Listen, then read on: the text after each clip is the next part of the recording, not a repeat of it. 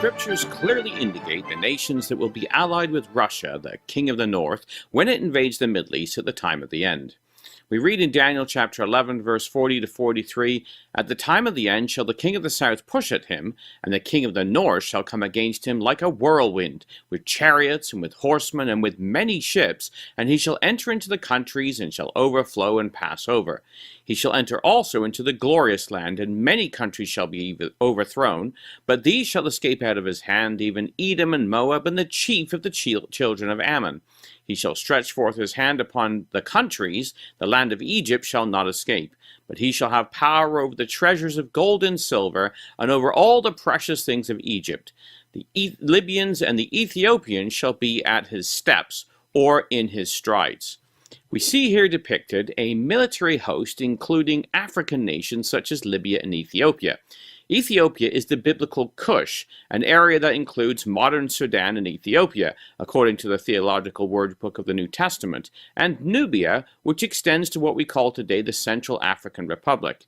In the latter days, they are part of a military force that is mounted, or on horses, mechanized, using chariots, and has ships.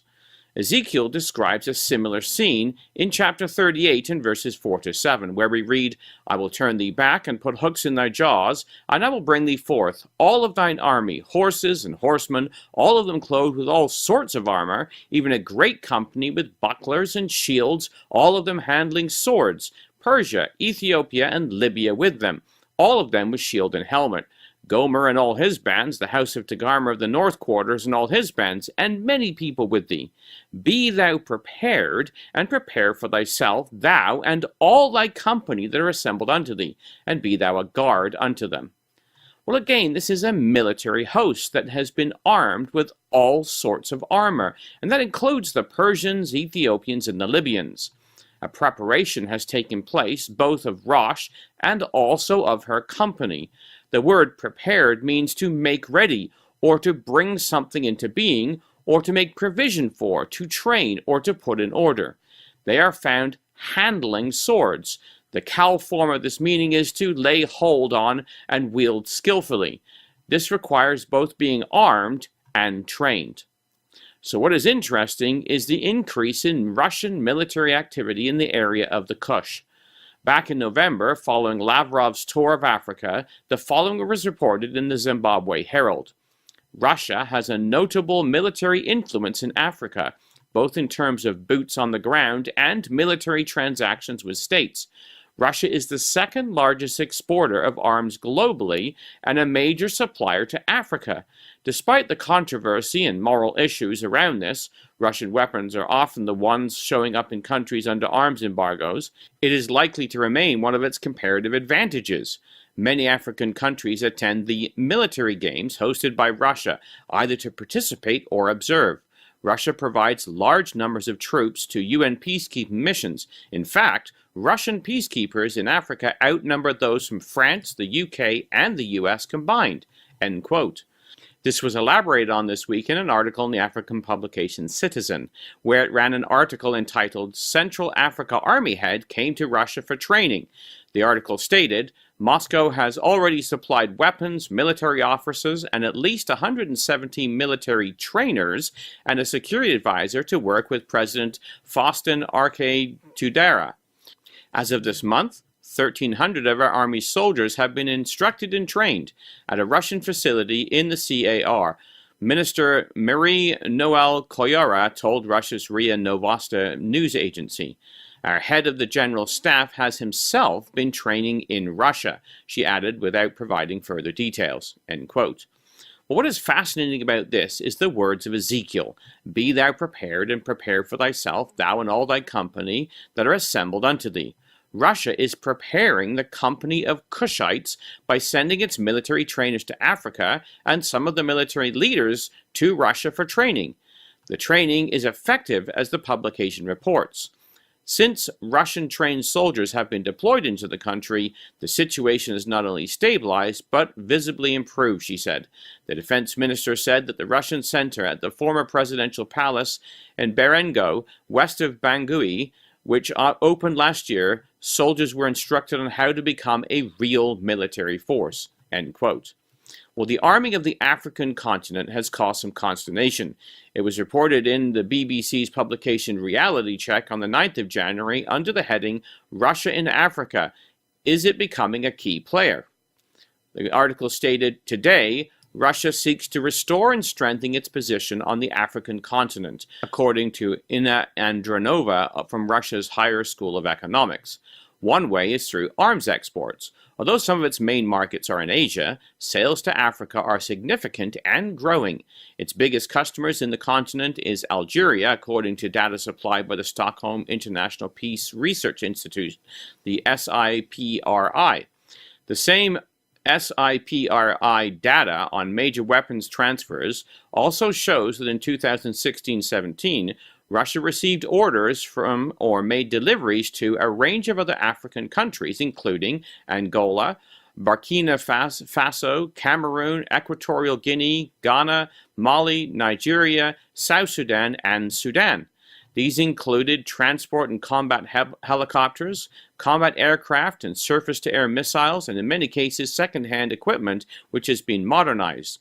Russian military equipment is relatively cheap compared with Western suppliers, and still fairly robust and reliable, which can make it attractive for poorer nations. End quote. Well, the same idea was picked up by the publication which stated, Angola and Mozambique are actively cooperating with Russia in military technical cooperation. Russia and Mozambique are planning to jointly develop and produce military equipment. End quote.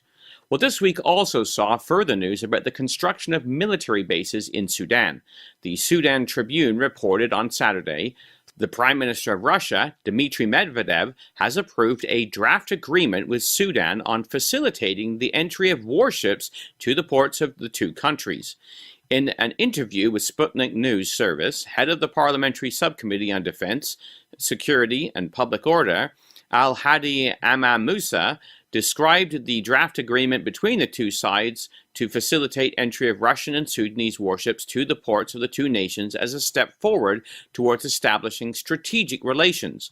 While in Russia in November 2017, al-Bashir offered to construct an airbase for Russia on the Red Sea coast and re-equip the Sudanese army with Russian weapons, including Su-30 fighter jets and surface-to-air missiles. End quote. We find this move fascinating as it would see the introduction of Russian warships into the Red Sea. Remember Daniel's description of the invasion that would involve Cush? He said in chapter 11 verse 40, the king of the north shall come against him like a whirlwind with chariots and horsemen and with many ships, and he shall enter into the countries and shall overflow and pass over. So the invasion involves many ships. The area of Cush is moving to become a host of the ships that will eventually be involved in the invasion.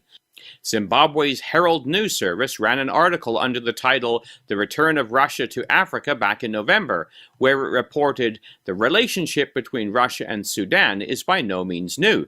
For decades, there were economic, political, and military relations between the two countries. Russia, as a permanent member of the UN Security Council, along with China, opposed initiatives to send peacekeeping missions to Darfur, although Sudan itself accepted the peacekeeping missions through the Comprehensive Peace Agreement in 2005. In addition, Russia has been a major arms supplier for a considerable time. President al-Bashir recently announced that Sudan and Russia had agreed on a program to boost Sudan's military capabilities. The plan aimed to enable the Sudanese military to counter any threat. Russia would develop the Sudanese armed forces in a way that would deter any aggressor. Sudan's air force is comprised mainly of Russian warplanes, and the bulk of its military equipment has also been traditionally supplied by Russia. End quote. Well, the motives for these moves are both military and economic.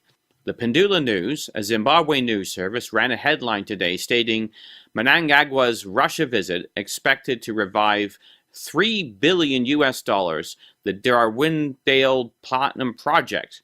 Well, the article stated, President Emerson is expected to visit Russia and 3 other former Soviet socialist republics this week. The visit to Russia is expected to unblock $3 billion for the Darwindale Platinum Project. End quote. Now, although Zimbabwe is not part of the Kush, It pulls back the carpet on some of the reasons for Russia's interest in Africa: natural resources. The same Zimbabwe Herald mentioned earlier observed, Africa's resources in the field of energy, minerals, and raw materials can supplement the needs of Russia in this regard. Russian companies have been implementing a number of interesting projects in African countries.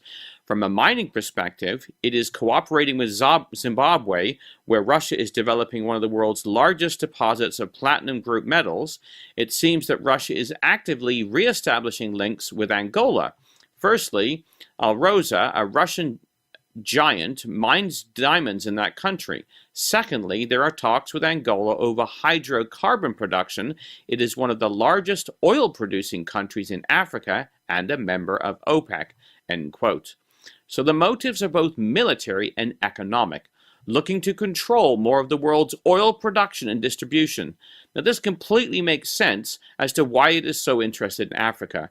Russia's economy is built on oil, and the more of the oil market it controls, the higher the price of oil will be.